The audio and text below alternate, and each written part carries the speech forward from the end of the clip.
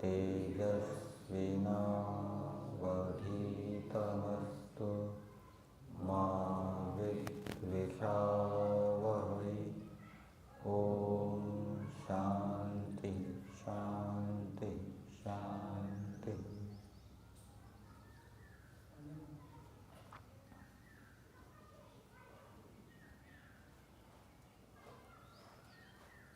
मन को कैसे रोकें, मन को वश में कैसे करें।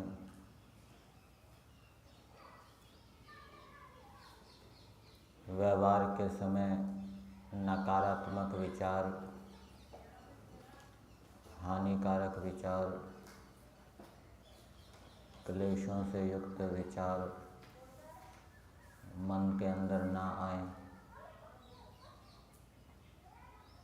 उपासना काल में भी हमारे मन में उपासना से भिन्न लौकिक सांसारिक विचार ना आए।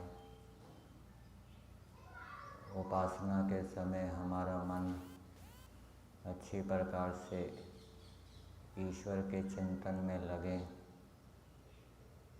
इसका क्या उपाय है, या दूसरे शब्दों में कहें, चित्त की वृत्तियों के निरोध का, रोकने का क्या उपाय है।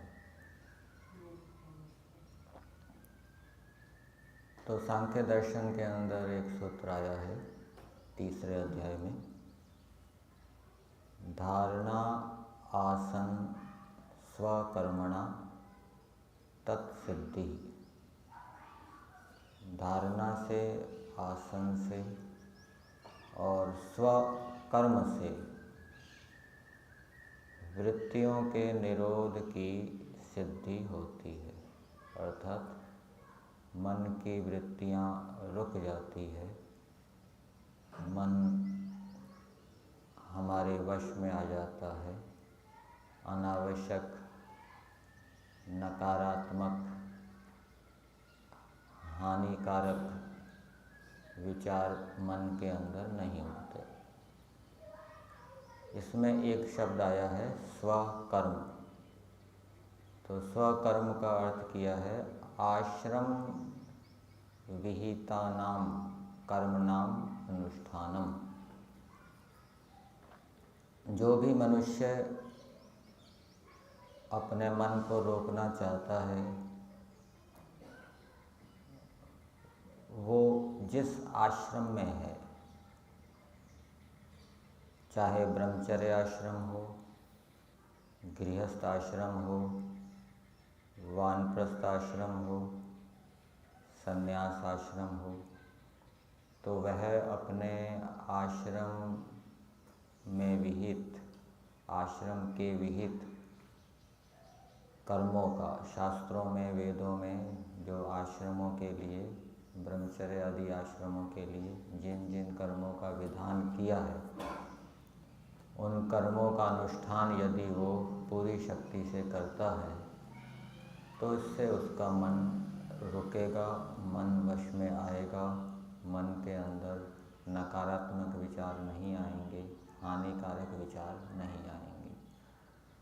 चारों आश्रमों के कर्मों को जानने के लिए और गृहस्थ आश्रम में भी जो 4 वर्ण हैं, उन वर्णों के कर्मों को जानने के लिए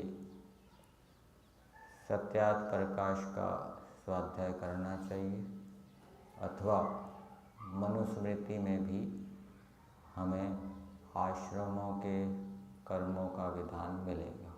वहाँ अलग अलग आश्रमों के कर्म बताए गए हैं, तो उनको पढ़कर, जानकर, उन कर्मों का अनुष्ठान करके हम अपने मन को रोक सकते हैं। जैसे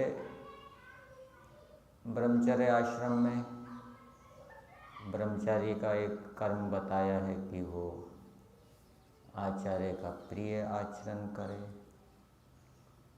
गृहस्थ आश्रम में जो गृहस्थ में रहने वाले गृहस्थी हैं, उनके लिए कर्म बताया है कि वो यज्ञ करें।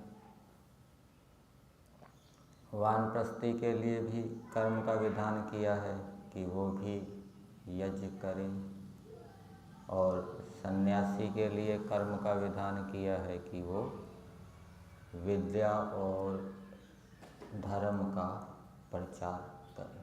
तो ये एक एक उदाहरण दिया, और भी अनेक कर्म हमको इन